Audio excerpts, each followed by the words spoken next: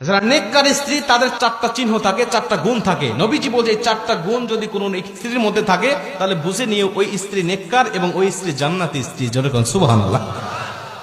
দেখেন তো আপনার স্ত্রীর মধ্যে মেলে কিনা এই চারটা গুণের কয়টা গুণ আপনার স্ত্রীর মধ্যে আছে। মা বোনের আপনারা একটু মিলান নিজের সাথে, যে চারটা চিহ্ন বা চারটা গুণ এর মধ্যে আমার কয়টা আছে আর কয়টা নাই। যেটা নাই সেটা আপনি আমল করার চেষ্টা করেন। প্রথম নম্বর, নবীজি বলছে যেই স্ত্রী কথাবার্তা বা অঙ্গ ভঙ্গি দিয়ে সবসময় তার স্বামীকে খুশি রাখতে চায়, সন্তুষ্ট রাখতে চায়, হাসাতে চায়, আমি নবীজি বলছি ওই স্ত্রী আদর্শবান স্ত্রী। যেরকম সুবহানাল্লাহ। অঙ্গভঙ্গি দিয়ে, হাসি দিয়ে, বিভিন্ন ভাবে কথাবার্তা দিয়ে স্বামীকে হাসি খুশি রাখতে চায়, সন্তুষ্ট রাখতে চায়, নবীজি বলছে ওই স্ত্রী সবচেয়ে আদর্শবান। আপনি মিলান তো আপনার স্ত্রী আপনাকে হাসায় কিনা, আপনাকে সন্তুষ্ট রাখতে চায় কিনা, নাকি সবসময় মুখ গোমরা করে রাখে।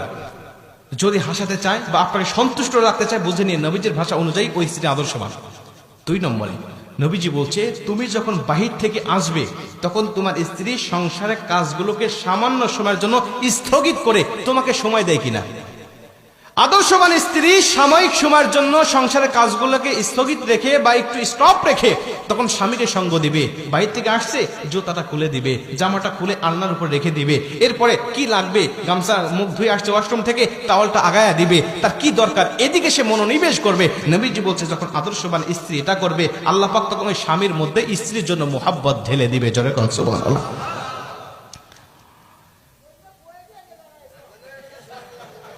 চাচা কি কয় একটা কি যে মুসিবতে আছে না আপনার, আমি তো বুঝতে পারতেছি। তো এইটা হলো 2 নম্বরে, তার মধ্যে 2টার মধ্যে 2টাই নাই, এটাই তো। আচ্ছা 2টা ফেল। গাজীপুরের মায়েরা আপনাদের দুর্নাম হয়ে যাচ্ছে কিন্তু। এরপরে 3 নম্বরে নবীজি বলছে যখন স্বামী মানসিকভাবে অশান্তির মধ্যে থাকবে, ব্যবসা বাণিজ্যে লস খাইছে বা কোনো দুর্ঘটনা ঘটছে, কোন একটা মানসিক ডিপ্রেশনের মধ্যে স্বামী আছে, তখন নেককার স্ত্রী যারা তারা স্বামীর ভুল না ধরে স্বামীকে মানসিকভাবে তাকে বিভিন্ন সাপোর্ট দিতে থাকে, প্রশান্তি দেয় বা সাপোর্ট দিতে থাকে যে আচ্ছা তুমি যেটা করছো সমস্যা নাই, তুমি ব্যবসায় লস খাইছে তো সমস্যা নাই, আল্লাহ আবারও আমাদেরকে আরো ভালো কিছু দিবে। আর যারা বদকার স্ত্রী তারা বলে আমি কইছিলাম তোমাকে এটা না করার জন্য, আমি কইছিলাম এই ব্যবসাটা না করার জন্য, আমি কইছিলাম ওই জায়গায় না যাওয়ার জন্য, তুমি আমার কথা শোনো না, এখন কেমন লাগে দেখো।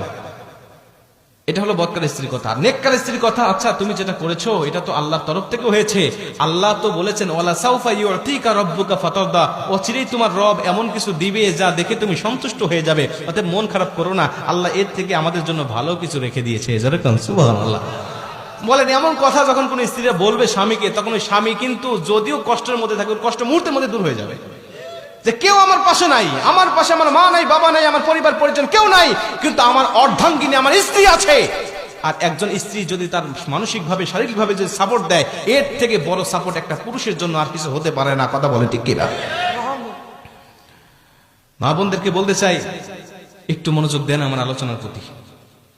এটা হলো 3 নম্বরে যে তাকে শারীরিকভাবে মানসিকভাবে তাকে প্রশান্তি দিবে।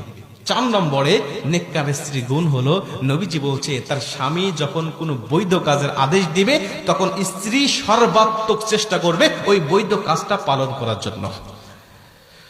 যে কোনো আদেশ যদি বৈধ হয়, এখন যদি কোন তোকে চল সিনেমায় নিয়ে যাবো সিনেমা দেখার জন্য, তখন নেককার স্ত্রী যাবে না। নেককার স্ত্রী যদি আপনার কোনো বন্ধু বান্ধবী আসে আর বলে যে আমার বন্ধু আসছে বাইরে থেকে তোমাকে চা দিতে হবে, তাদের সামনে গিয়ে নেককার স্ত্রী বলবে না আমার যাওয়া যাবে না, কারণ এটা শরীয়তের গণ্ডির মধ্যে থেকে আপনি আমাকে আদেশ করেন নাই, আপনি শরীয়তের বাইরে আদেশ করছেন, আর কোনো পর পুরুষের সামনে আমার যাওয়া ঠিক হবে না।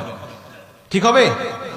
কোন আদর্শবান পুরুষ কখনো বন্ধুদের কাছে বা পর পুরুষের কাছে তার স্ত্রীকে পাঠাইতে পারে না। কারণ আমি পারতপক্ষে আমি চিন্তা করি আমার স্ত্রীকে কেউ বোরকার উপর দিয়ে দেখলে আমার হিংসা হয়, আমার স্ত্রীকে কেউ বোরকার উপর দিয়ে যদি একটু নজর করে তাকিয়ে থাকে তারপরে আমার হিংসা হয় যে ও কেন দেখলো এতক্ষণ ধরে, এটা আমার হিংসা হয়। আর আপনি আমার স্ত্রীকে আপনি খোলামেলা করে আপনি পরপুরুষের কাছে দেখান। অনেক যুবক আছে নতুন বিয়ে করার পরে ফেসবুকে ছবি আপলোড না দিলে ওর ঘুমই হয় না, ওর বাসর রাতই হবে না যদি ফেসবুকে আপলোড না দেয়। হ্যাঁ আগে শোনেন, আর দায়ুসু লা ইয়াদখুলুল জান্নাহ, নবীজি বলছে দায়ুস কখনো জান্নাতে যাবে না। কোথায় যাবে না? জান্নাতে যাবে না। নবীজিকে সাহাবীরা জিজ্ঞেস করলেন ইয়া রাসূলুল্লাহ দায়ুস কারা? নবীজি বলছে দায়ুস পুরো মহিলা নয়, দায়ুস হলো পুরুষেরা, যেই সমস্ত পুরুষেরা ক্ষমতা থাকার পরেও তার স্ত্রীকে, তার মাকে, তার বোনকে আর তার মেয়েকে পর্দায় রাখে নাই।